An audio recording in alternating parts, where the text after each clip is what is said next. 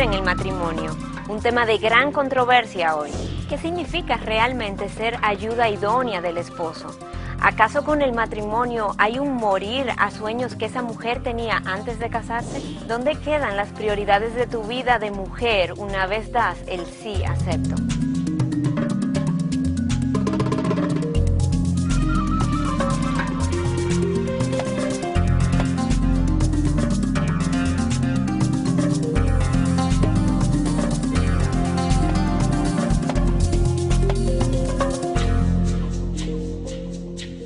Con estas preguntas le damos la bienvenida a este nuestro espacio. Miguel, ¿cómo te encuentras? Muy bien, Patricia, y aquí continuando con esta serie acerca del matrimonio, que ya de hecho hemos oído que ha sido grandemente aceptada. Así es, este programa también yo creo que ha sido muy esperado, sobre todo después que en nuestro programa anterior tratamos acerca de la diferencia de roles dentro del matrimonio para el esposo, para la esposa, y nos dedicamos específicamente al rol del esposo en esa ocasión.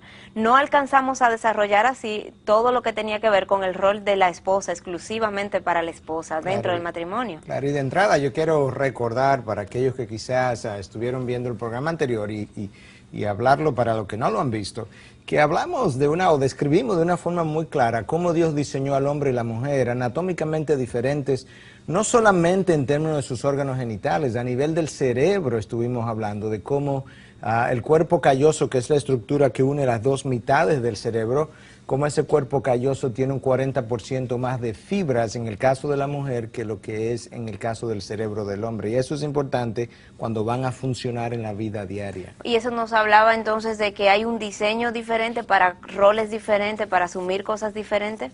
Claro, la realidad es que es ilógico pensar que individuos que han sido diseñados de manera tan diferente pudieran desempeñar funciones iguales. No hay duda de que tienen la misma igualdad en derechos, en dignidad, en respeto, ¿verdad? Sí, porque te iba a decir, eso contrasta mucho con ese discurso moderno de que tanto el hombre como la mujer son iguales, que ambos, ha quedado demostrado que tanto el hombre como la mujer pueden hacer las mismas cosas, tanto a nivel familiar como a nivel laboral también. O sea, de poder ellos pueden. Claro, la pregunta no es si se puede o no se puede, la pregunta es si se debe y cuál sería el resultado o el funcionamiento que mejor garantizaría los resultados. Nosotros sabemos, Patricia, que la satisfacción que un hombre o una mujer pueden derivar en su vida depende en gran manera de qué tanto ellos están llenando sus roles para los cuales fueron diseñados. Interesantemente, yo creo que no es un accidente que hoy en día haya tanta insatisfacción en el hombre y en la mujer en momentos precisamente en que el hombre no tiene claro bien una buena definición de su rol, ni la mujer tampoco, y muchas veces uno está llenando la función del otro, y cuando eso ocurre, la sociedad permanecerá entonces altamente insatisfecha. Altamente insatisfecha, que lo vemos entonces reflejado en lo que son los índices de depresión, de ansiedad y demás, reportados y comprobados que están por las nubes, Claro, que se han disparado, ¿no? Y luego familias fracturadas y consecuencias sobre los hijos por tener padres precisamente no en las mejores condiciones de crianza. Miguel, quise traer este resultado de búsqueda en internet sobre el feminismo. Hoy vamos a estar hablando del rol de la esposa y por eso vimos esto que me pareció muy interesante que lo comentáramos. Dice así: en la visión judeo-cristiana del mundo, las mujeres se sienten tratadas negativamente por los líderes religiosos, que además son los que fijan las normas sociales. Esto viene del Génesis, con la creación y la caída, hasta los escritos de San Pablo en el Nuevo Testamento. Efectivamente, los sistemas patriarcales, sociales y políticos se afianzaron en el inicio de la era cristiana. Y estamos viviendo en una sociedad que está permeada de una forma u otra por este pensamiento. Bueno, Patricia, la realidad es que cuando tú estudias la historia del cristianismo y la historia de las sociedades donde el cristianismo ha hecho su entrada, el cristianismo, lejos de ser una fe machista, los valores que el cristianismo propone, propulsa, exalta, son valores que tienden a elevar la dignidad de la mujer. Cristo mostró eso, y donde quiera que los valores cristianos han sido debidamente aplicados, no mal aplicados o abusados, debidamente aplicados, la dignidad, el respeto por la posición de la mujer ha sido elevada. Sin embargo, llama la atención cuando lees pasajes como este de la Biblia, Efesios 5, que nos habla de que la mujer esté sometida a sus propios maridos como al Señor. porque el marido es cabeza de la mujer, así como Cristo es cabeza de la iglesia, siendo él mismo el salvador del cuerpo.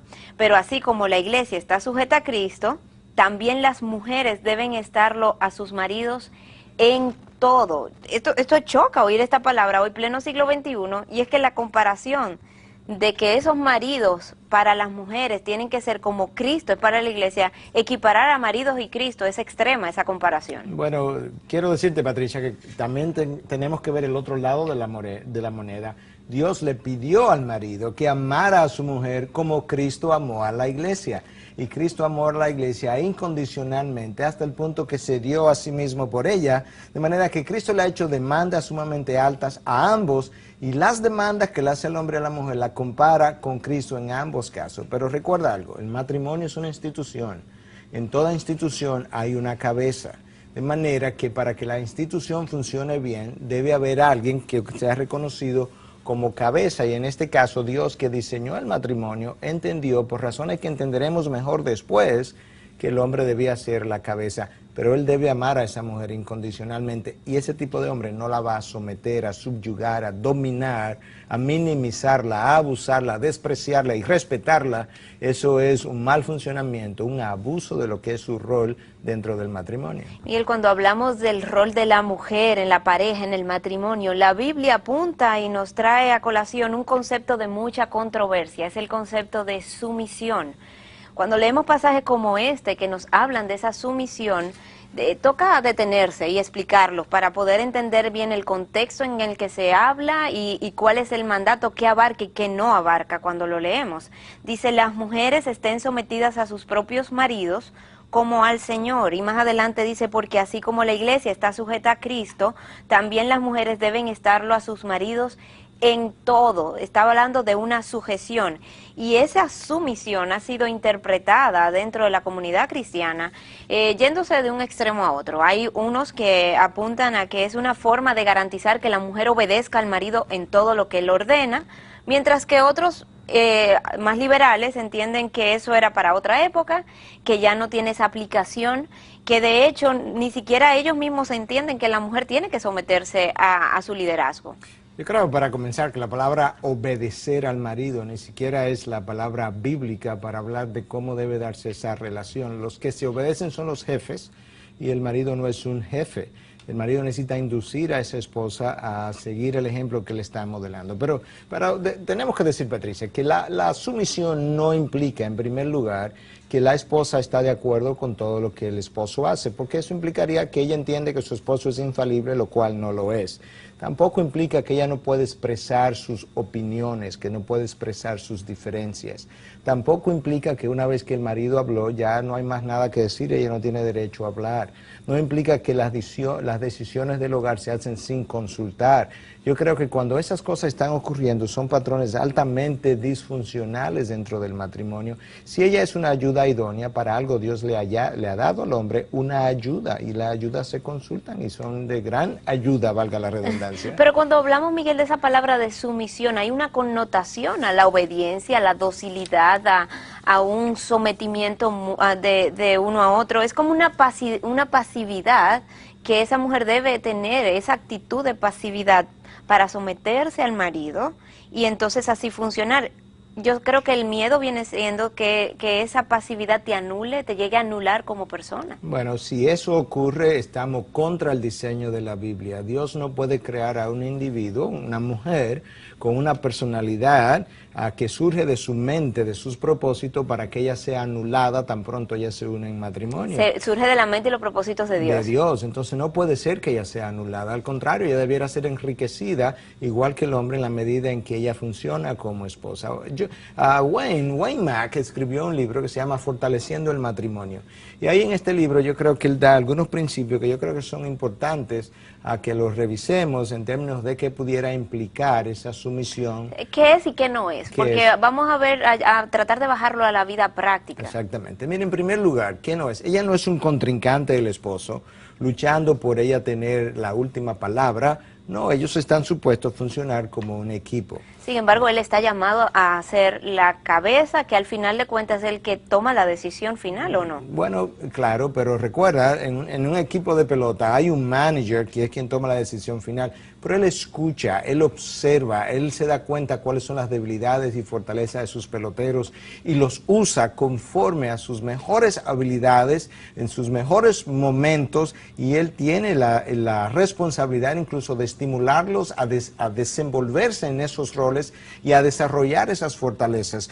Él es un manager, es una cabeza, pero él tiene personas con quienes trabaja, quienes estimula, quienes desarrolla para que puedan hacer sus roles de mejor manera. Entonces ese primer principio es que la mujer no es el contrincante de su esposo. Correcto. En segundo lugar, ella no es un ser independiente tampoco, que va por la vida caminando por su propio camino de manera independiente. Yo creo que eso es un principio importante, porque hay muchas parejas, Patricia, que supuestamente se llevan más o menos bien, pero son dos individuos en dos carriles paralelos. Bueno, se llevan bien porque ni siquiera se cruzan esos carriles, y entonces no hay como interrupción del uno y del otro. Tampoco implica eso. En tercer lugar, es una compañera de equipo, como decíamos, que está luchando por las mismas metas, los mismos principios que el esposo también está luchando. De lo contrario, no es un equipo. Ningún equipo lucha por dos metas diferentes. Pero si cada quien tiene su trabajo, cada quien tiene sus metas profesionales, ¿en qué medida esas van a ser comunes uno con otro? Ese es el problema, que si las profesiones individuales, el desarrollo de las profesiones individuales es la meta, ahí ya hay un choque enorme del principio. No, la pareja tiene que unirse y ver cuáles son las metas de ellos como familia, con los hijos que tienen, si los tienen, y entonces ajustar el desarrollo de sus profesiones a lo que serían las metas comunes para una familia bajo el diseño de Dios. Ajustarlo a ambos, las profesiones, o sea, ajustarse ambos y someterse entonces a ese diseño que como familia ellos han decidido que es el que funciona. Claro que debe ser ambos, Patricia, porque tú tienes hombres que están desarrollando sus profesiones a un ritmo, a una velocidad que no le da tiempo ni a la esposa ni le da tiempo a los hijos, porque él lo que tiene en mente es simplemente el desarrollo de lo que es él como individuo, de lo que es su compañía, y luego la esposa y los hijos pagan el precio. Ella está insatisfecha, ella quiere divorciarse, ella quiere salirse de la casa, los hijos terminan sin un padre, sin una madre muchas veces, porque ambos no hicieron los ajustes necesarios. Bueno, que en un momento dado la mujer tendrá que hacer mayores ajustes cuando los niños están pequeños. Claro, eso es parte del diseño, pero tenemos que ponernos de acuerdo. Incluso antes de casarnos tenemos que hablar de esas cosas y ponernos de acuerdo cómo va a ocurrir. Entonces esa mujer va a ser compañera de equipo de su esposo luchando por los mismos logros, decía ese último principio. Claro, número 4, ella tiene ideas, ella tiene opiniones, ella tiene pedidos, ella tiene percepciones. Eso es parte de lo que el sexto sentido de la mujer, ¿no? Claro, y ella va a contribuir con esas ideas, percepciones, opiniones a lo que es el desarrollo de este núcleo familiar. En todo buen equipo eso ocurre.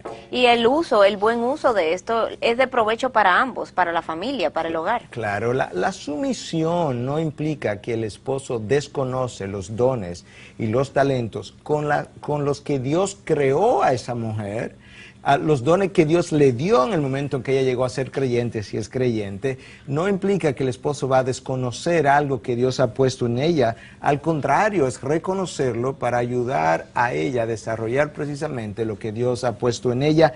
Y por tanto, ella no solamente reconoce sus dones y talentos, ella reconoce las fortalezas y debilidades de su esposo, de manera que ella pueda contribuir mejor en las áreas donde él tiene debilidades. Miguel, ¿qué de aquellos casos donde esa esposa está como capacitada de forma más natural por la forma en que funciona la vida de ese hogar para ser la que está tomando las decisiones del día a día? Es como que ella fuera la capitana de forma natural del hogar, por ser ella la esposa, quizá por su personalidad, quizá porque está más en contacto en el día a día con el hogar, con los hijos, con las necesidades de unos y de otros. Como que para ella estar esperando la orden de su marido cuando llega al final del día no es funcional. Sin embargo, muchos entienden que parte de esa sumisión se refleja en que ella espere que ese hombre le ponga como el sello de bueno y aprobado cuando él llega. Bueno, si la idea es que ella tiene que esperar al final del día a esperar la orden de su marido para saber qué hacer, entonces estamos hablando de un patrón no bíblico y que va a ser altamente disfuncional. No, la palabra dice en Proverbios 31 acerca de la mujer virtuosa que ella vigila la marcha de su casa. De hecho, hablamos que anatómicamente el cerebro le permite a la mujer, el cerebro femenino, por su estructura y diseño, manejar múltiples cosas a la vez. Eso es lo que permite que ella pueda incluso vigilar mejor la marcha de su casa, está mejor capacitada para ello. Ahora, ella debe informar a su esposo de manera que él tenga conocimiento de qué ella está haciendo, cómo van las cosas, que él pueda hacer correcciones, que él pueda insinuar, que él pueda desviar, y ella hace eso bajo un liderazgo. Pero él necesita reconocer que esa mujer tiene habilidades, capacidades, que si Dios las puso en su ser, deben ser usadas, deben ser desarrolladas bajo su liderazgo, sí, pero no pueden ser aplastadas, minimizadas, eliminadas, porque al final de los días él tendrá que dar cuenta a Dios de cómo él no desarrolló, no usó, no propició el uso de los dones y talentos con el cual Dios dotó a esa criatura de él, que era esa mujer. Y pienso, Miguel, esa esposa que está llena de talento, que tiene mucho que dar y que ofrecer a la sociedad incluso. Entonces, ¿hasta qué punto se preguntarán muchas mujeres, yo tengo que desarrollarme como persona, como profesional, académicamente hablando? ¿Cuánto invierto en todo eso? Tiempo, esfuerzo, dinero, para luego casarme y quedarme entonces en mi casa y no hacer nada con todos esos talentos que he cultivado por tantos años, en los cuales he invertido también tanto. Bueno, yo creo que necesitamos hablar de dos cosas ahí, Patricia, que son importantes. Número uno, la gente muchas veces va a la universidad a adquirir un título de manera que pueda ganar dinero después. Y yo creo que eso es un fruto derivado de algo que has hecho. Pero tú vas a la universidad para adquirir una educación que te va a ayudar a mejorar la forma de pensamiento, te va a estirar la forma, cómo tú puedes pensar, va a ayudarte a pensar más lógicamente. Incluso la manera como tú aprendes a estudiar en la universidad te ayuda cuando te sientas a estudiar un texto de la Biblia, que necesitas hacerlo concienzudamente, racionalmente. Cuando presentas un trabajo en la universidad, eso posteriormente te ayudará a enseñar una clase secular o no, de manera que no vas a la universidad simplemente a adquirir un título. Posteriormente, para aquellas que se casan, habrá un tiempo en que ella tendrá que poner, si quiere una familia sana y si quiere un diseño bíblico, tendrá que poner su profesión a un lado durante aquellos años cuando los niños están precisamente en la casa, todavía no van ni siquiera al colegio, para ella dedicarse mejor al desarrollo de eso que ella considera su posesión más preciada, su tesoro, sus hijos.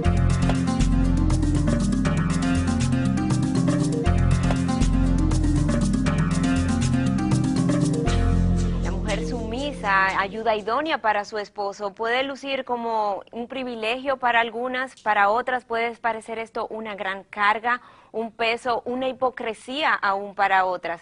¿Cómo lucen estos conceptos cuando los llevamos a la vida real? Para discutir este tema nos acompaña la licenciada Elba Reyes, a quien le damos la bienvenida a Respuestas.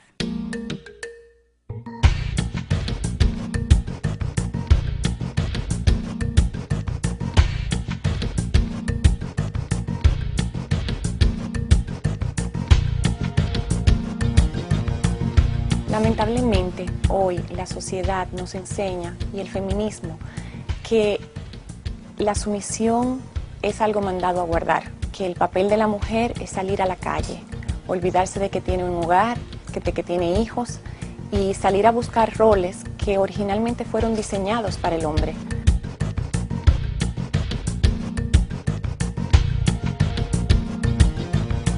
Te podría decir que presentándonos como confiable delante de nuestros esposos, esto requiere que él tenga toda su confianza en ti, en que tú vas a hacer o a procurar lo mejor para él y para tu familia, que tú vas a administrar correctamente el presupuesto familiar, por ejemplo, es una manera. Otra manera en que una mujer puede mostrar sumisión en el hogar o a su marido es estando satisfecha con lo que él provee. Y muchas veces el esposo no aporta lo suficiente, pero si tú estás segura de que tu esposo está haciendo todo lo que está dentro de sus manos para ganar el sustento y él no puede producir más de lo que ustedes están recibiendo en este momento, estar satisfecha con lo que él provee es una manera de estar sometida a tu esposo.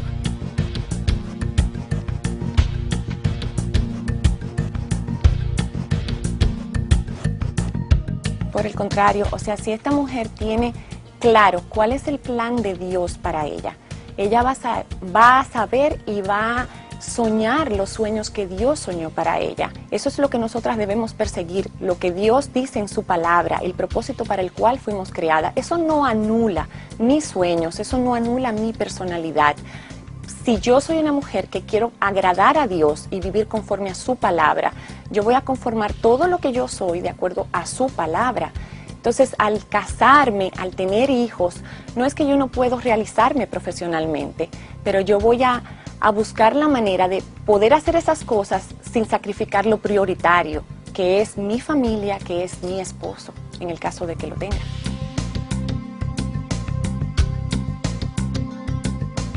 Su parte es que él es la cabeza de ese hogar, pero obviamente él no está en el hogar todo el tiempo, él sale a trabajar, pero él delega autoridad. Y en este caso, la esposa es la persona a la cual se le ha delegado la autoridad de dirigir ese hogar. Realmente ella lleva la parte de lidiar con niños que se quejan, con niños que pelean, con niños que no se ponen de acuerdo. Y ella lleva mucho de esa fricción que diariamente se vive en el hogar, pero él es la cabeza y él debe estar al tanto de todo lo que suceda en su hogar, aunque él haya delegado la autoridad que allí se ejerza durante el día. Y ellos llevan hombro con hombro los dos el hogar.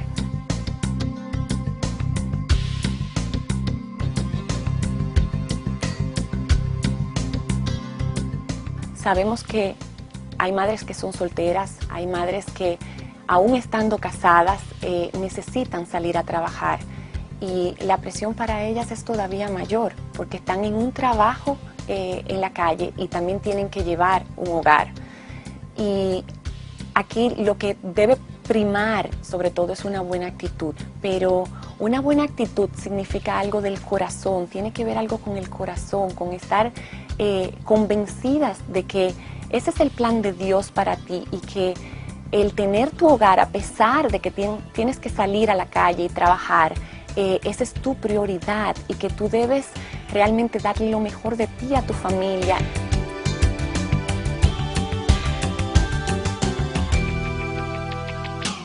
Cuando hablamos, Miguel, del rol de la esposa dentro del matrimonio, la Biblia nos habla de la palabra de sumisión y definimos anteriormente qué es, qué no es, pero eso es como la actitud del corazón de la mujer al asumir su rol. Al hablar ya de su rol específicamente hablando, estamos ante una palabra que la Biblia menciona como ayuda idónea. Un concepto muy amplio y que a muchas mujeres les repele, porque pensar que ellas fueron creadas para ser ayuda de otro, asistente de otros, no les cuadra. Dicen, ¿cómo va a ser que la mejor idea de Dios para mi vida, el mejor propósito que Él pudo encontrarme como esposa, fue hacerme ayuda de otro? Mira, antes de cuestionar a Dios, lo primero necesitamos pensar o recordar que Dios es no solamente soberano, pero Él es perfecto, de manera que lo que Él haya diseñado tiene una razón perfecta de ser. Pero lo segundo que quería mencionar, Patricia, si tú eres ayuda idónea de tu esposo, eso implica que Él no es todo suficiente. Hay algo de lo que Él carece y hay algo de lo que Él se puede beneficiar de tu persona al ser ayuda idónea, eso es lo primero. En segundo lugar, la palabra ayuda idónea es interesante porque mira, en el Nuevo Testamento la palabra para el Espíritu Santo es la palabra en griego parakletos, el ayudador, como ha sido traducido muchas veces. Tú puedes usar la palabra en hebreo, ayuda idónea, que es como Dios le habla a Adán, ¿verdad? En el Génesis, cuando tú la llevas al lenguaje griego, la palabra para ayuda idónea es casi idéntica o idéntica a lo que es el paracletos. En otras palabras, el paracletos, que es el Espíritu Santo, se le ha dado al cristiano para que le ayude a desarrollar su vida de santidad y los propósitos de Dios en su vida.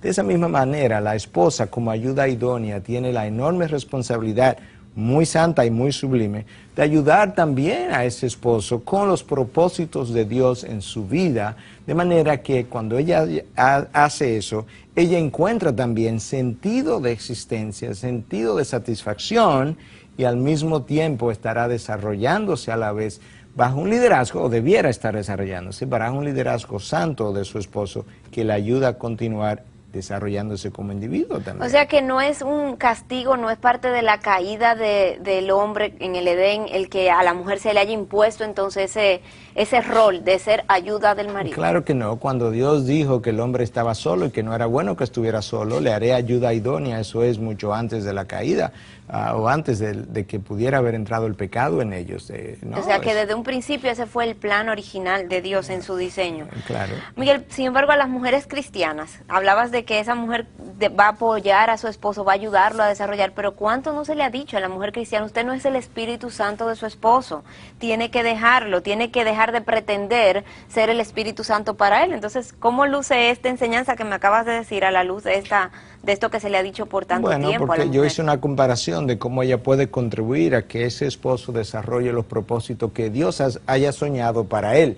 Pero la parte del Espíritu Santo que ella no puede hacer, y quizás es a lo que la expresión que tú mencionas se refiere, ella no puede tratar de cambiar a su esposo, porque nadie puede cambiar a otro, solamente Dios puede hacer eso. En segundo lugar, ella no puede ser la persona que esté tratando de traer convicción de pecado a su esposo, porque eso es una función del Espíritu Santo que ella tampoco puede hacer.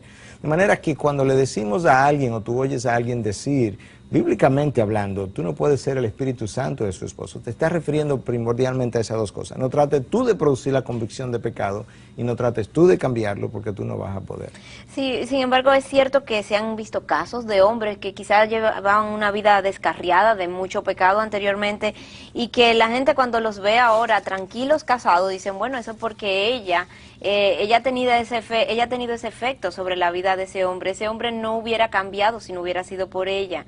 Ese hombre no estuviera donde está si no hubiera sido por esa esposa. Bueno, y hay mucho de verdad en muchos de esos casos. La realidad es que 1 Corintios 7, donde Pablo habla mucho acerca del matrimonio, habla incluso del efecto que esa mujer cristiana puede tener sobre un esposo inconverso que pudiera ayudar incluso a influenciarlo hacia los caminos de Dios. De manera que eso es cierto. La mujer necesita, todos nosotros, pero ahora estamos hablando del rol de la mujer, ella necesita ser un instrumento en las manos de Dios. Cuando piensas en la idea de un instrumento está en las manos de alguien, de manera que ella, en las manos de un Dios soberano, omnisciente, puede ser usada grandemente para impactar la vida, no solamente de su esposo, pero de toda la familia, y muchas veces lograr incluso que el esposo y la familia vayan en la dirección que ella entendió por Dios, que es la dirección correcta.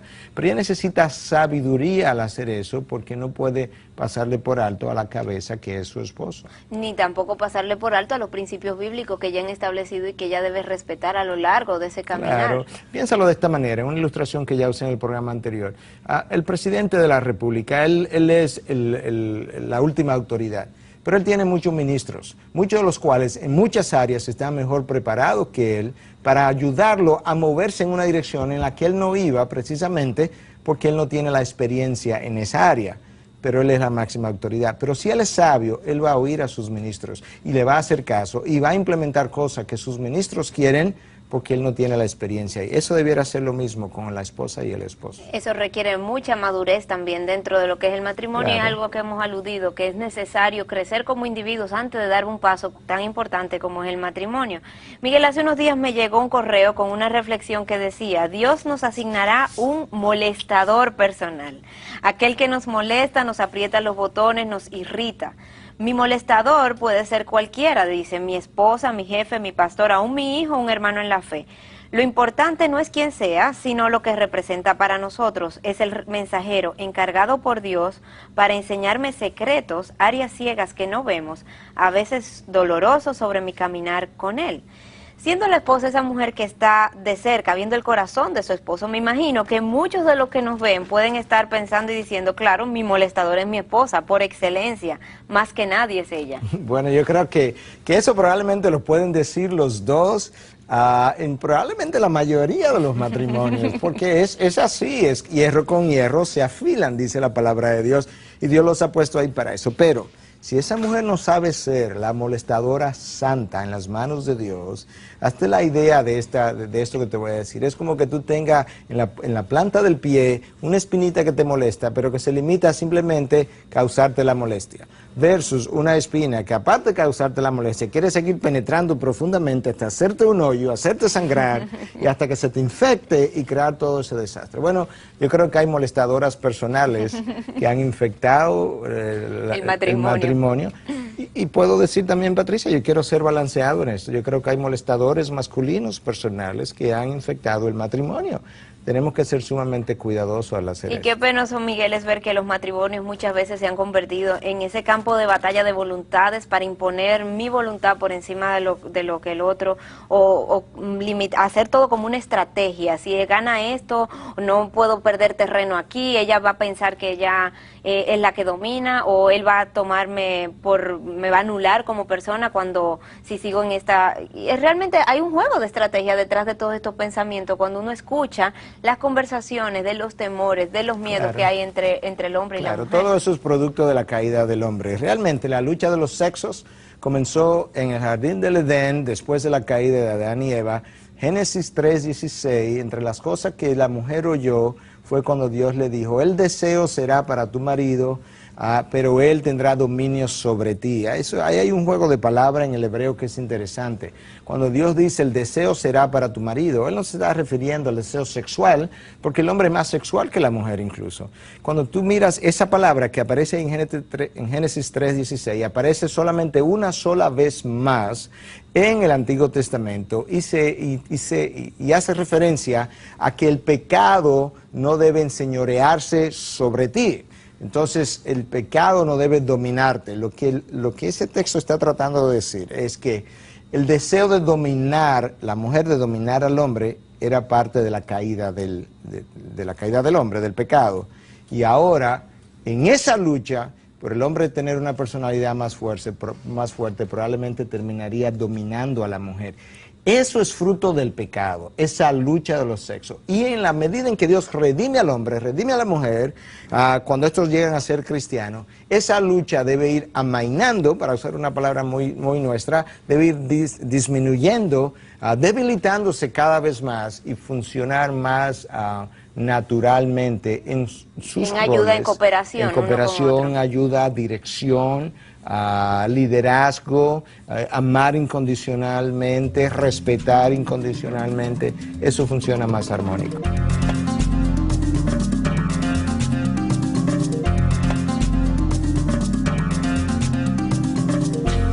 Hoy en Respuestas revisamos el rol de la esposa en el matrimonio. Acompáñenos en paralelo a ver qué incidencia tiene la religión sobre el rol de la esposa en las diferentes culturas hoy.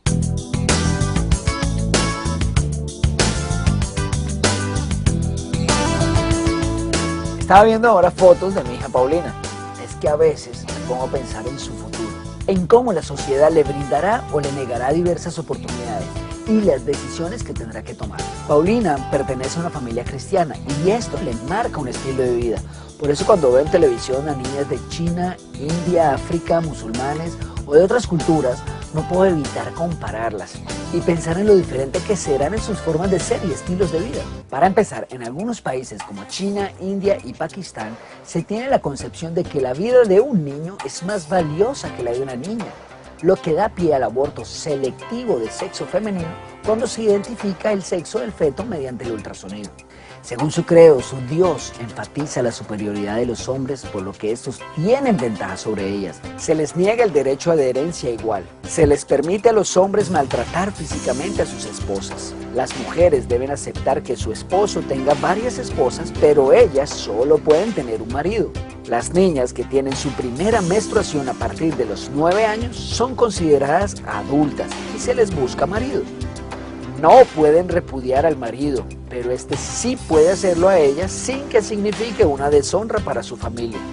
En los textos hindúes del Manava Dharma Shastra se hace algunas referencias a los tratos que deben darse a las mujeres.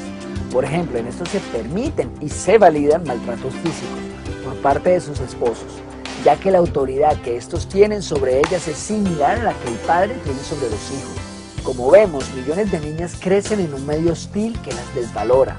Es obvio que estos diferentes sistemas del mundo han fracasado al intentar ordenar la vida humana y familiar sin la verdadera guía de Dios. Entonces la pregunta obvia que nos podemos hacer es, Siendo Dios un ser perfecto y justo, ¿pueden provenir de él sistemas fallidos, pecaminosos e injustos de conducta social?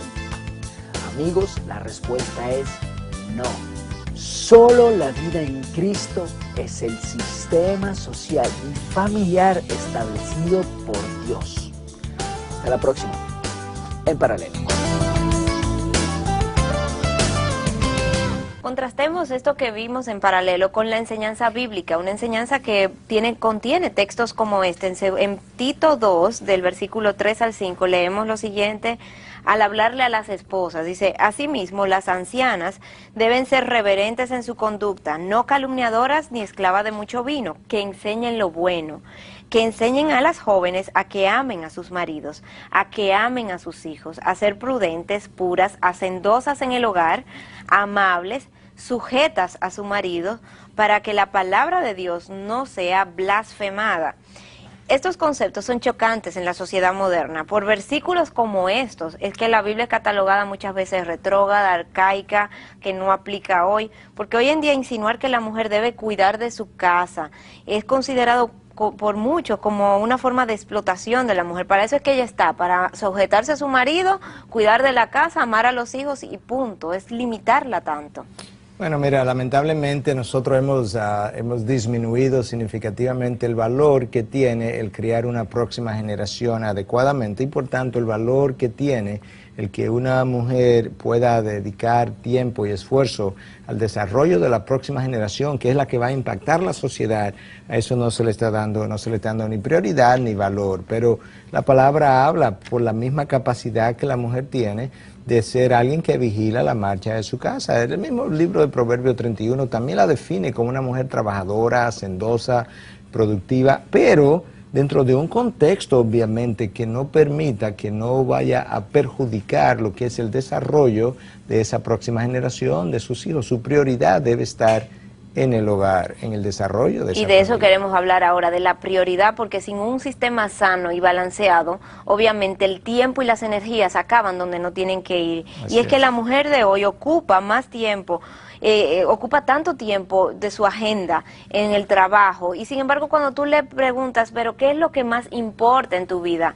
Si pasa tanto tiempo en el trabajo, uno entendería eso es lo que más valora, pero no, muchas de ellas te dicen, no, mi familia, mis hijos, mi relación con Dios si son cristianas.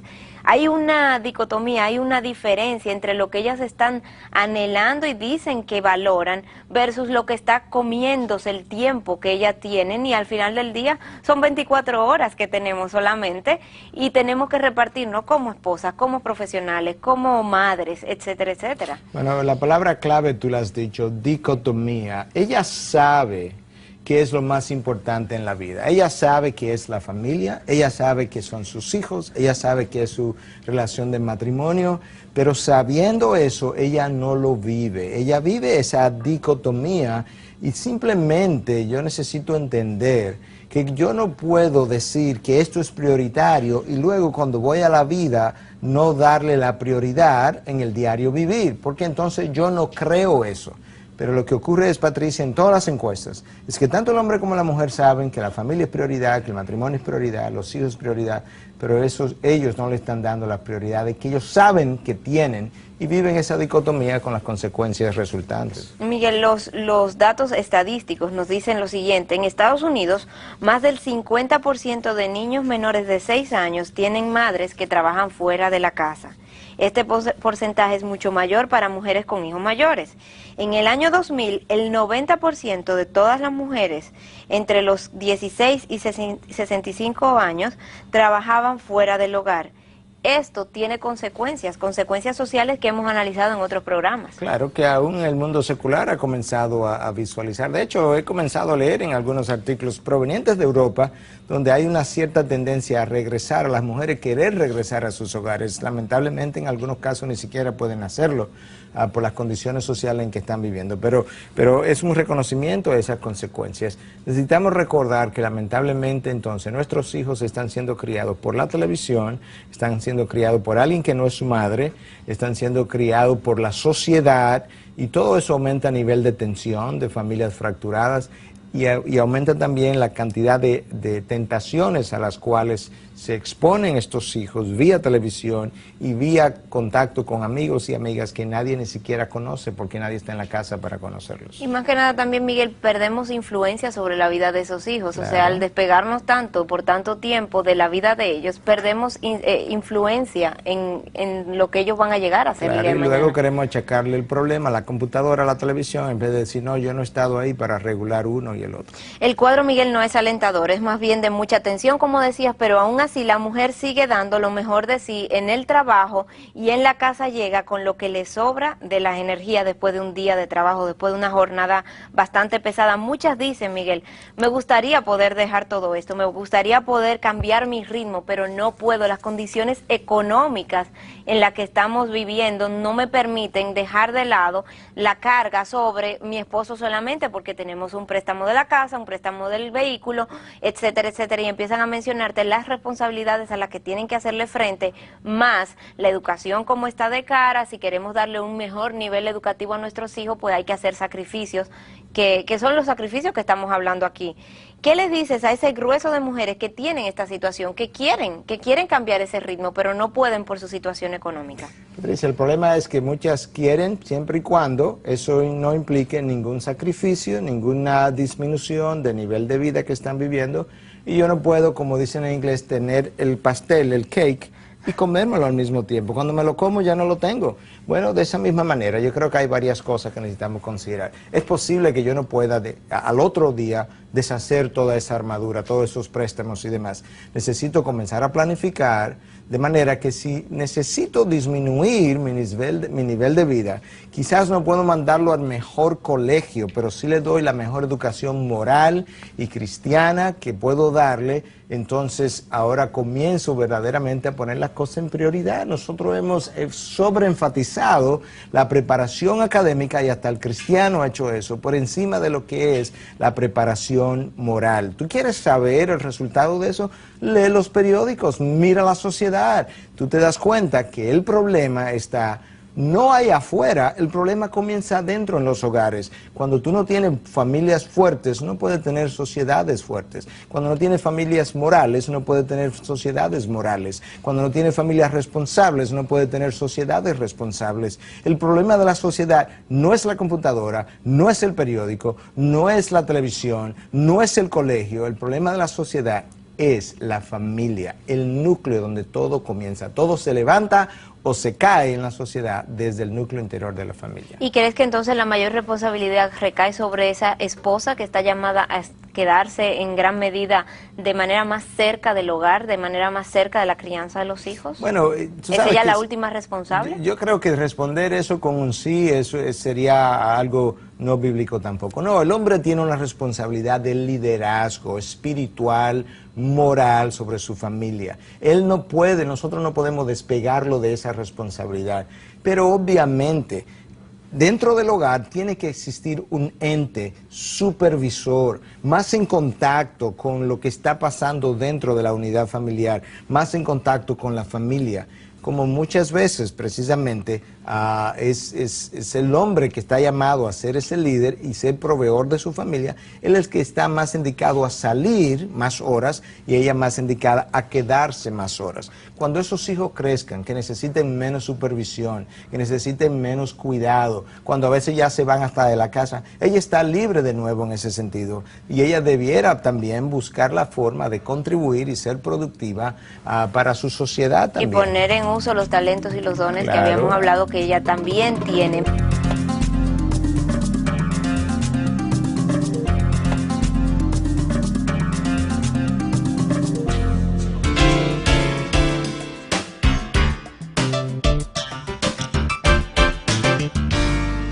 En esta ocasión vamos a estar recomendando literatura pertinente para la mujer, porque una de las cosas que estamos haciendo hoy es precisamente discutiendo el rol de la mujer dentro de la pareja, ¿verdad? De la pareja casada. Este libro es conocido como Las disciplinas de una mujer piadosa, de Barbara Hughes. Hay varias secciones en el libro. La primera sección tiene que ver precisamente con disciplinas para el alma, la disciplina de la sumisión, la disciplina de la oración, la La segunda sección tiene que ver con el carácter de la mujer, la disciplina de la mente, la disciplina de la satisfacción, la disciplina del decoro, y la última sección tiene que ver con disciplinas para las relaciones con la iglesia, la disciplina del celibato, la disciplina del matrimonio. Yo estoy seguro que usted va a ser grandemente bendecida con esta literatura, porque es escrita por una mujer de Dios que ha sabido tomar las verdades bíblicas y plasmarlas de una forma muy práctica. Tenemos también una segunda recomendación que queremos hacerle en el día de hoy. Tiene que ver con este otro libro de otra autora, también una mujer de Dios, conocida con el nombre de Elizabeth George. Y este libro tiene el título de Una esposa conforme al corazón de Dios. Eso es exactamente lo que usted quiere ser, una esposa que agrade a Dios. Yo quiero mencionarles simplemente un par de los capítulos para que usted entienda lo importante que este libro puede ser para el desarrollo de su rol como esposa. Número 1, crecer en el Señor, lo que implica eso. Número 2, cómo trabajar en equipo, cómo comunicarnos, cómo deleitarse en la intimidad. Esto es una mujer de Dios hablando de que usted puede santamente deleitarse en la intimidad. Cómo criar a los hijos, cómo trabajar en tu profesión, cómo servir al Señor, cómo divertirse juntos. Yo creo que son preguntas que muchas mujeres se han hecho, y otras que si no se la han hecho han estado preguntándose una vez que los problemas han surgido, ¿cómo salgo de esta situación? Una esposa conforme al corazón de Dios, de Elizabeth George, es algo que yo creo que usted va a disfrutar.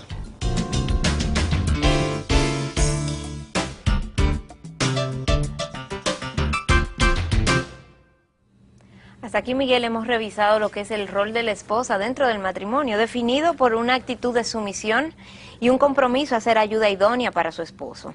Esto requerirá que sus prioridades estén en el orden adecuado. ¿Para qué? Para que sus energías vayan dirigidas, enfocadas a lo que realmente importa, a lo que realmente es importante.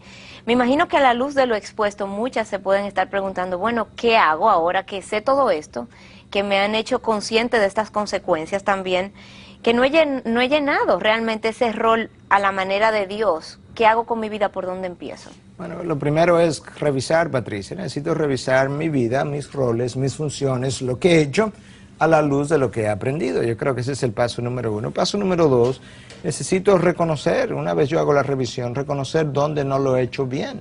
Y cada vez que yo me reconozco eso, yo debo entonces ir donde aquellos a quienes yo haya podido afectar, los hijos, el esposo, y ahora reconocerlo delante de ellos para entonces poder pedir perdón, ir delante de Dios incluso y pedir perdón. Es el proceso de arrepentimiento, me arrepiento de lo hecho.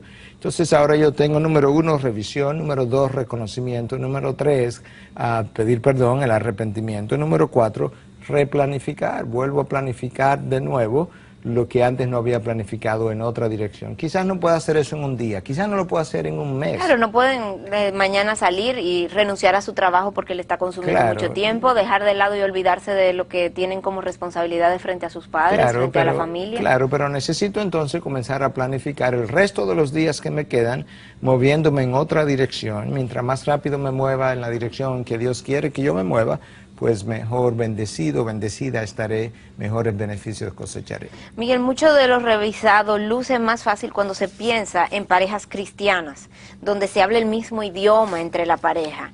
Pero esto no es el caso de la mayoría. Hay muchas parejas donde las mujeres están en las iglesias, están recibiendo, están expuestas, pero ellas como pareja no tienen ese mismo lenguaje con sus esposos. Entonces, ¿cómo pueden ellas cultivar una vida espiritual en pareja si son ellas solas las que están expuestas? ¿Cómo pueden ellas hacer todo ese proceso de esos pasos que acabas de decir, si solamente son ellas las que entienden lo que es este rol bíblico, las que entienden cuál es el mandato y que le dan el valor a lo que es la enseñanza bíblica?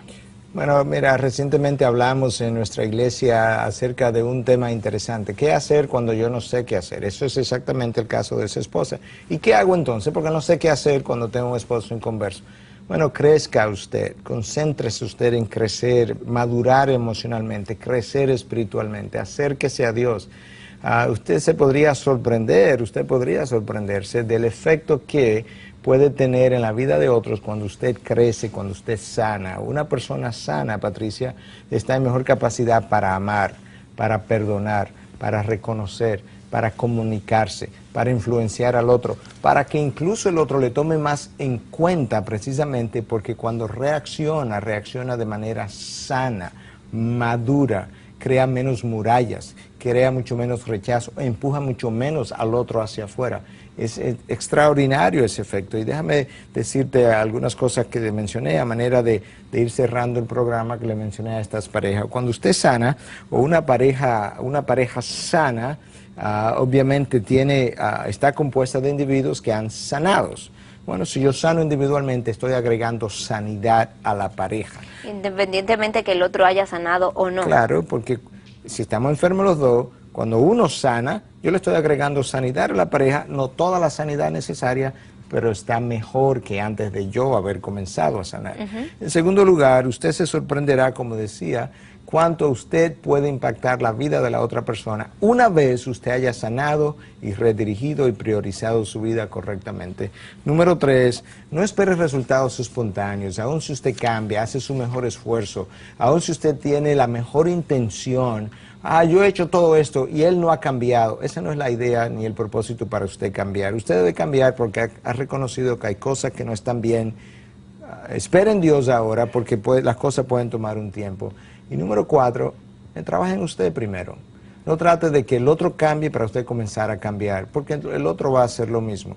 Trabaje en usted, cambie usted, y usted se va a dar cuenta entonces de cómo las cosas comenzarán a tener otro rumbo. Yo creo, Miguel, que hay una pregunta en la mente de muchas que nos ven, y es, en ese proceso, en esa espera de ese cambio, ¿qué cosas tolero, qué cosas permito dentro de la relación y qué cosas van a ser no negociables? Porque hay un principio de que el amor debe ser firme, que hay cosas que no podemos tolerar, pero hay cosas que a la luz de lo que hemos venido viendo y de esos principios de sumisión, de esa actitud dócil, de esa actitud mansa que debe exhibir esa esposa, entonces se puede confundir y puede hacer reafirmarle al esposo conductas que en el fondo no son correctas. Bueno, claro, en primer lugar, yo creo que nada pecaminoso, nada que la palabra de Dios prohíba debe ser afirmado. Pero si ese esposo no conoce ese estándar, no conoce esa palabra de Dios, él va a seguir cometiendo esa misma cosa. Ella tiene un mandato en la palabra que le dice que necesita reconocer a Dios, obedecer a Dios antes que a los hombres, de manera que de una manera sabia, respetuosa, honrosa, ella debe comunicarle a él cuál es su necesidad de reconocer a Dios primero que a él. Lo otro es que los irrespetos, Patricia, las formas groseras de hablar, los abusos verbales, los abusos físicos, no pueden ser tolerados. Mira qué ocurre, no solamente que son formas pecaminosas, es que cuando una esposa tolera que le abran la boca, formas groseras de hablarle, la única que termina perdiendo es ella. ¿Sabe por qué? Porque a la larga, más a la corta que a la larga, el esposo le pierde el valor. ¿Por qué? Si tú no te respetas a ti misma, yo no te voy a respetar. Entonces te valorizo cada vez menos cuando veo de lo que eres capaz de aceptar. Y recuerdo estar en una consejería, estar en un segundo piso dando la consejería a una pareja, bajar al primer piso y ya cuando yo iba a abrir la puerta, el esposo devolverse y decirle a la pareja, fulana, pero respétate a ti misma. En otras palabras, él le estaba diciendo, no permita que yo te haga estas cosas, porque eso lo único que hace es desvalorizarla a ella, aún delante del esposo. Esas cosas no pueden ser permitidas. Miguel, ¿qué último consejo le das a una mujer que se siente que no sabe cómo va a llenar esas expectativas bíblicas de amar a su esposo adecuadamente, de respetarlo como la Biblia manda que lo haga? Bueno, yo creo que el respeto, Patricia, se debe, la confianza se gana, pero el respeto se debe a todo el mundo y mucho más cuando está en un matrimonio. Pero quisiera terminar quizás hablándole a la pareja, ya que le hemos hablado al uno y al otro. Exactamente, hemos dedicado un programa al rol del esposo, este programa fue dedicado al rol de la mujer y quizás se han pasado a lo largo de los programas diciendo, mira, eso es para ti, anótate esa, y la esposa diciéndole al esposo a lo largo del primer programa, bueno, apúntate esa, que esa también es para ti. Claro. Y ya yo creo que es momento de ir cerrando esto para hablarle a ambos, porque la responsabilidad es compartida y hay un balance que tenemos que hacer aquí. Lamentablemente yo creo que algunas parejas al ver esto probablemente terminaron peleando, porque buscándose cada uno, ¿verdad? Sus defectos. Sus defectos, pero esa no es la idea. El rol del hombre hombre es liderar su casa, liderar el matrimonio, liderar a su esposa, espiritualmente, moralmente, es caminar conforme al modelo, a la imagen de Cristo. Cuando usted modela de esa manera, cuando usted vive de esa manera, a esa esposa se le hace mucho más fácil someterse a ese liderazgo.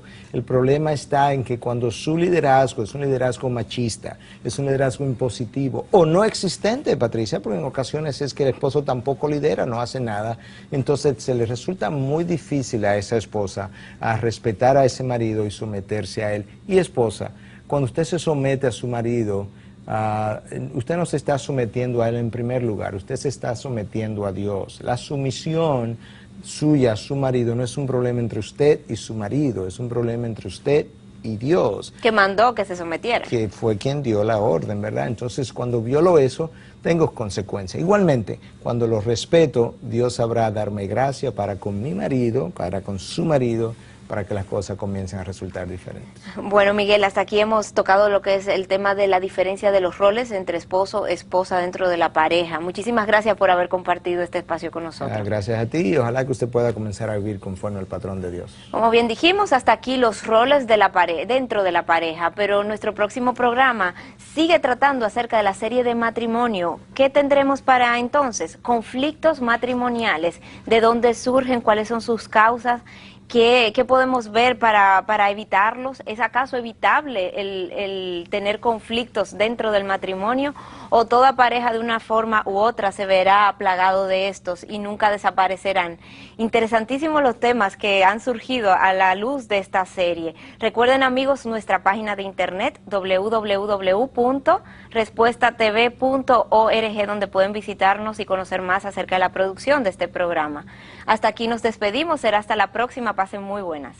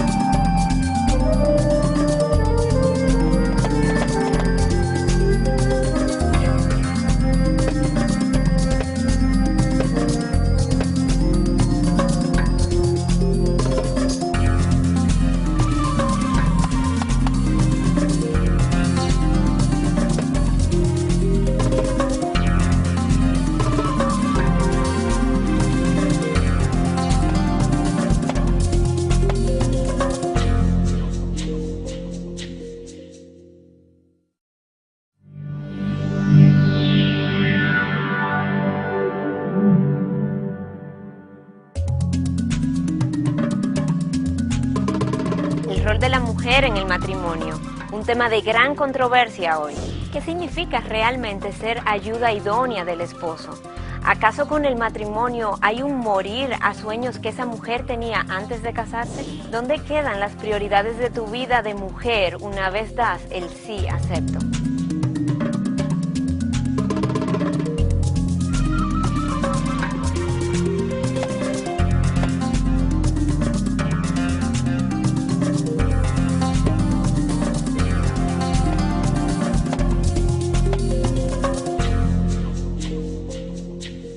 Con estas preguntas le damos la bienvenida a este nuestro espacio. Miguel, ¿cómo te encuentras? Muy bien, Patricia, y aquí continuando con esta serie acerca del matrimonio, que ya de hecho hemos oído que ha sido grandemente aceptada. Así es, este programa también yo creo que ha sido muy esperado, sobre todo después que en nuestro programa anterior tratamos acerca de la diferencia de roles dentro del matrimonio para el esposo, para la esposa, y nos dedicamos específicamente al rol del esposo en esa ocasión.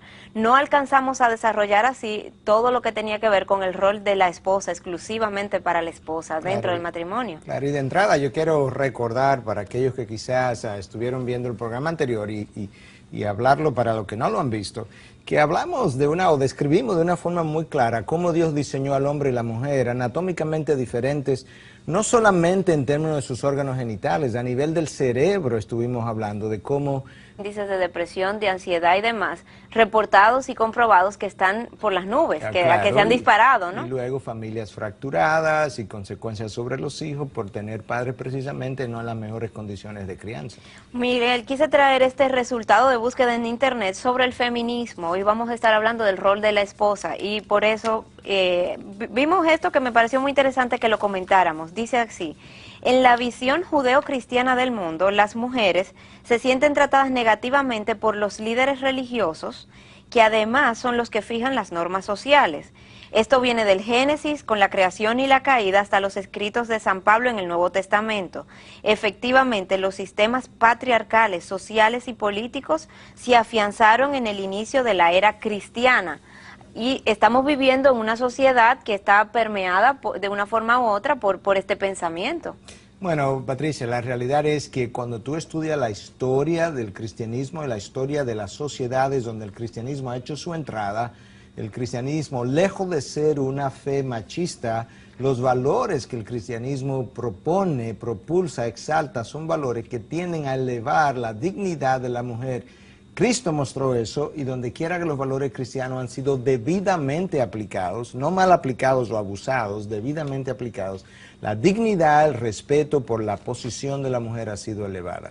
Sin embargo, llama la atención cuando lees pasajes como este de la Biblia, Efesios 5, que nos habla de que la mujer esté sometida a sus propios maridos como al Señor, porque el marido es cabeza de la mujer, así como Cristo es cabeza de la iglesia. ¿Y cuál es el mandato? ¿Qué abarca y qué no abarca cuando lo leemos? Dice: las mujeres estén sometidas a sus propios maridos como al Señor. Y más adelante dice: porque así como la iglesia está sujeta a Cristo, también las mujeres deben estarlo a sus maridos en todo. Estaba hablando de una sujeción, y esa sumisión ha sido interpretada dentro de la comunidad cristiana, yéndose de un extremo a otro. Hay unos que apuntan a que es una forma de garantizar que la mujer obedezca al marido en todo lo que él ordena, mientras que otros más liberales entienden que eso era para otra época, que ya no tiene esa aplicación, que de hecho ni siquiera ellos mismos entienden que la mujer tiene que someterse a su liderazgo. Yo creo, para comenzar, que la palabra obedecer al marido ni siquiera es la palabra bíblica para hablar de cómo debe darse esa relación. Los que se obedecen son los jefes, y el marido no es un jefe.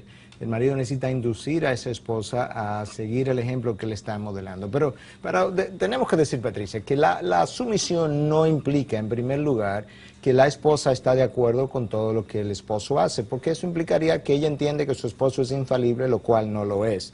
Tampoco implica que ella no puede expresar sus opiniones, que no puede expresar sus diferencias. Tampoco implica que una vez que el marido habló ya no hay más nada que decir, ella no tiene derecho a hablar. No implica que las decisiones del hogar se hacen sin consultar.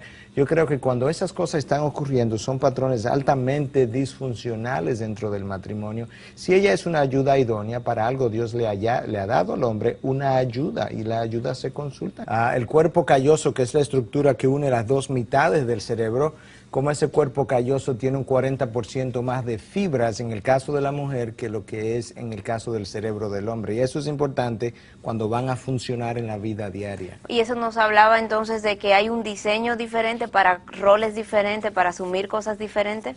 Claro, la realidad es que es ilógico pensar que individuos que han sido diseñados de manera tan diferente pudieran desempeñar funciones iguales. No hay duda de que tienen la misma igualdad en derechos, en dignidad, en respeto, ¿verdad? Sí, porque te iba a decir, eso contrasta mucho con ese discurso moderno de que tanto el hombre como la mujer son iguales, que ambos, ha quedado demostrado que tanto el hombre como la mujer pueden hacer las mismas cosas, tanto a nivel familiar como a nivel laboral también. Bueno, o sea, de poder ellos pueden. Claro, la pregunta no es si se puede o no se puede, la pregunta es si se debe y cuál sería el resultado o el funcionamiento que mejor garantizaría los resultados.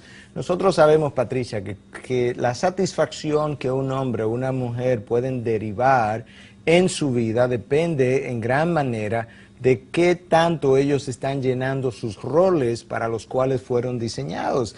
Interesantemente, yo creo que no es un accidente que hoy en día haya tanta insatisfacción en el hombre y en la mujer, en momentos precisamente en que el hombre no tiene claro bien una buena definición de su rol, ni la mujer tampoco, y muchas veces uno está llenando la función del otro, y cuando eso ocurre, la sociedad permanecerá entonces altamente insatisfecha. Altamente insatisfecha, que lo vemos entonces reflejado en lo que son siendo él mismo el salvador del cuerpo.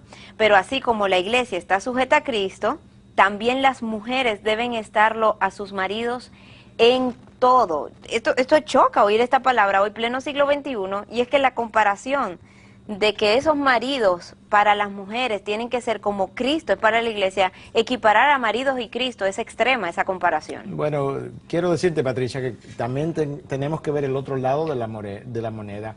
Dios le pidió al marido que amara a su mujer como Cristo amó a la iglesia.